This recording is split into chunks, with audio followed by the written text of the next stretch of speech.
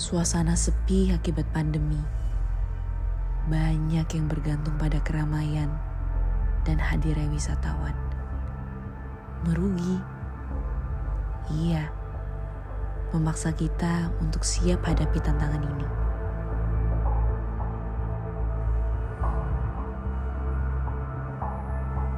Seiring dengan adanya pelarangan dari wisatawan internasional untuk datang ke Indonesia dan juga surat edaran dari Kementerian Luar Negeri tentang tidak adanya visa on arrival. Jadi semenjak saat itu hampir semua hotel di Bali dan restoran itu tutup operasional. Hotel kita itu benar-benar jeblok, kita sekitar 5%, dan jadi 95% jatuhnya. Dan pada waktu itu memang benar-benar tidak ada tamu. Terus terang aja, dari supplier juga kita di-blok karena kita belum bisa bayar.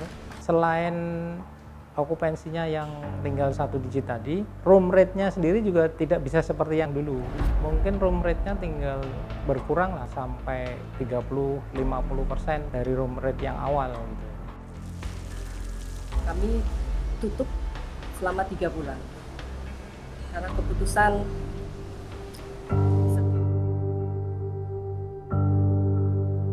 Nasib karyawan ada beberapa kondisi. Ada yang sifatnya memang dengan terpaksa kami harus merumahkan.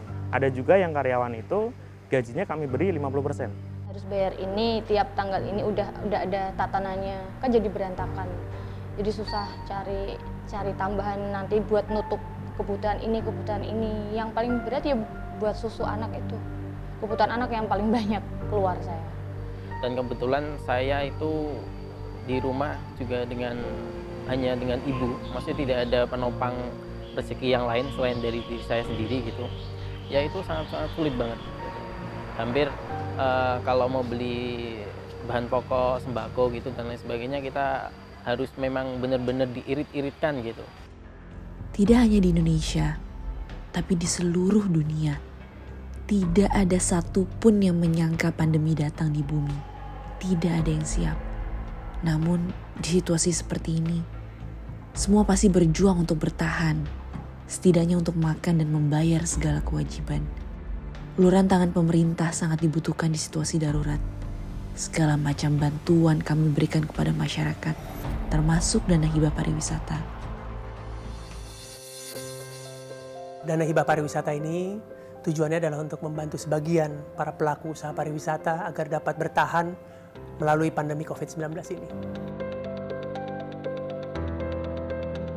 jadi kami terima kemarin, sudah proses hanya 3 hari.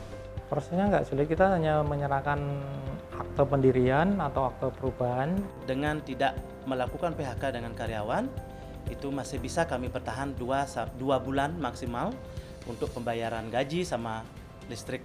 Kami gunakan untuk biaya operasional, misalnya biaya pembayaran listrik, tagihan air gitu kan, terus kemudian juga ada katakanlah biaya tenaga part-timer. Jadi dengan adanya dana hibah ini bisa memberikan bantuan untuk beberapa bulan ke depan untuk membantu mengcover operasional, terutama pembayaran gaji, membayar BPJS dari karyawan, membayar listrik dan air, dan juga operasional kecil terutama dari sisi operasional untuk maintenance. Dana hibah ini kami akan pergunakan untuk kebutuhan itu pelayan karyawan itu ditingkatkan, kami kasih makan dalam 1 hari itu 3 kali. Mendapat vitamin 1 minggu 3 kali. Sangat berterima kasih atas kerjasama yang baik dari Kemenparekraf sehingga itu bisa membangun juga hotel-hotel yang sempat terpuruk. Dan terima kasih banyak sekali dari Kementerian Pariwisata karena sangat-sangat berguna sekali bagi kami sehingga operasional kami bisa berjalan lagi. Tentunya saya sangat terharu dan saya berharap ke depannya hibah pariwisata ini akan memberi manfaat yang lebih luas lagi untuk sektor pariwisata.